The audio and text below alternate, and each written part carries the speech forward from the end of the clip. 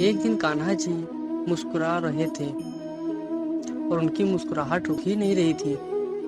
अकेले ही महल में छत पर बैठे हुए श्री कृष्ण दूर आकाश में चांद को निहारे जा रहे थे और मंद मंद मुस्कुराते जा रहे थे। वह बार बार पीछे मुड़ के देख रहे थे कि कहीं कोई उन्हें देख तो नहीं रहा, और फिर अपने स्वप्न की दुनिया में पुनः लौट पड़ते। अचानक उसी समय अर्जुन वहां पर आ गए। अपने सखा कृष्ण को अकेले में मुस्कुराता देखकर अर्जुन ने उनके आनंद में विघ्न डालना उचित न समझा और चुपचाप एकांत में खड़े होकर प्रभु लीला के दर्शन करने लगे।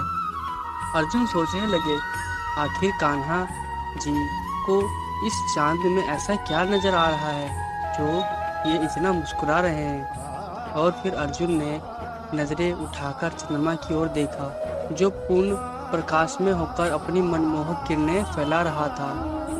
यह वातावरण को मन को प्रसन्न करने वाला बना रहा था। जब और गौर से देखा तो आश्चर्यचकित रह गए। चांद में अर्जुन को साक्षात श्री राधा रानी के दर्शन होने लगे।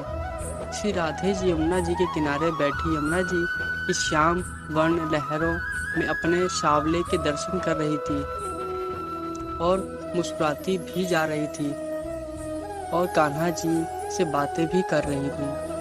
राधा रानी बोली, देख रहे हो कान्हा, आपके सखा अर्जुन चुपचाप हमारी बातें सुन रहे हैं। श्री राधे यमुना जी की लहरों में अपना हाथ लहराते हुए बोली।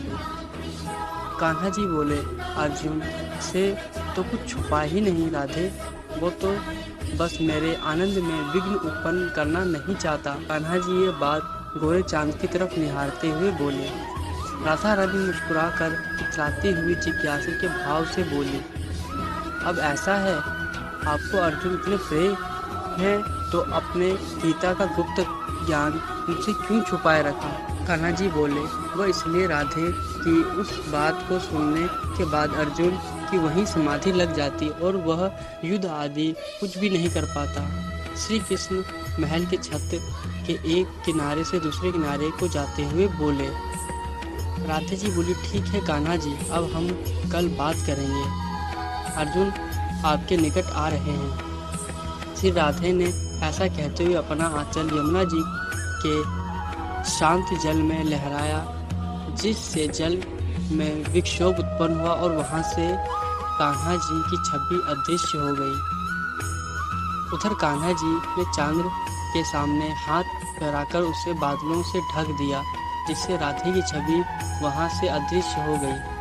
अर्जुन हिम्मत करके श्री कृष्ण के सम्मुख आए और हाथ जोड़कर बोले, क्षमा करें प्रभु, लेकिन ऐसी कौन सी बात है जो आपने गीता के ज्ञान में से मुझे नहीं बताई।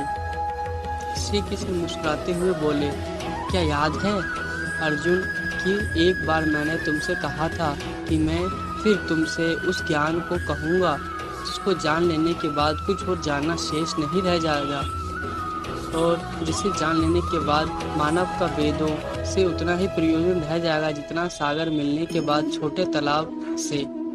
और इतना कहकर मैं चुप रह गया था।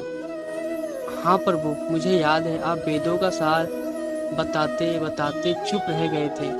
अर्जुन ने विस्मित होकर कहा। श्री कृष्ण ने आकाश की ओर देखा और चांद पूरी तरह छिपा दिया और फिर अर्जुन के कंधे पर हाथ रखकर बोले, राधा नाम ही वह वेदों का सार है, बस राधे ही एकमात्र जानने योग्य है। श्री राधा नाम जपने मात्र से ही मनुष्य सब वेदों का पार कर लेता है। श्री राधे की कृपा से ये जान लेने के बाद और कुछ जानना शेष नहीं रह जाता, बस राधे ही एकमात्र जानने योग्य है। श्री राधा नाम जपने मात्र से ही मनुष्य सब वेदों का पार पा लेता है। और इस प्रकार गीता के पूर्ण ज्ञान को पाकर अर्जुन समाधि अवस्था के योग्य हुए।